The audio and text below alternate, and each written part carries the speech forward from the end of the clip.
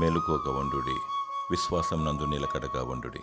1 కొరింథీయులకు రాసిన పత్రిక 16 అధ్యాయం 13 ప్రభు అని యేసుక్రీస్తు రాత్రంతా మెలకువగా ఉండి ప్రార్థించేవాడు. దినమంతా దేవుని రాజ్య విస్తరణకై ప్రకటించేవాడు. ఆయన శిలువ కార్యమును జరిగించుటకు ముందు గెత్సేమనే తోటలో తన శిష్యులను ప్రార్థించమని సెలవిచ్చాడు. శిష్యులు అలసిపోయి నిద్రిస్తుండగా ఒక్క గడియ మేల్కొని ఉండలేరా అని యేసుక్రీస్తు ప్రభువు వారిని అడిగాడు.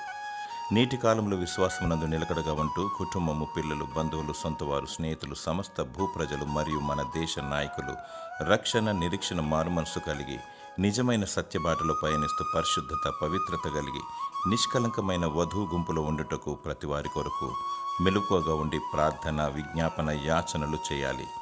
దేవునికి మొరపెట్టాలి. కన్నీళ్లు విడుచుచు మెలకువగా ఉండాలి. దేవుడు నీ ప్రార్థనకు జవాబిస్తాడు. ఈ లోకంలో భద్రత, క్షేమము, సమాధానము మరియు స్వస్థత దయచేస్తాడు. దేవుడు నీ పట్ల తన ప్రణాళికను నెరవేర్చి నిన్ను దీవించునుగాక. ఆమేన్.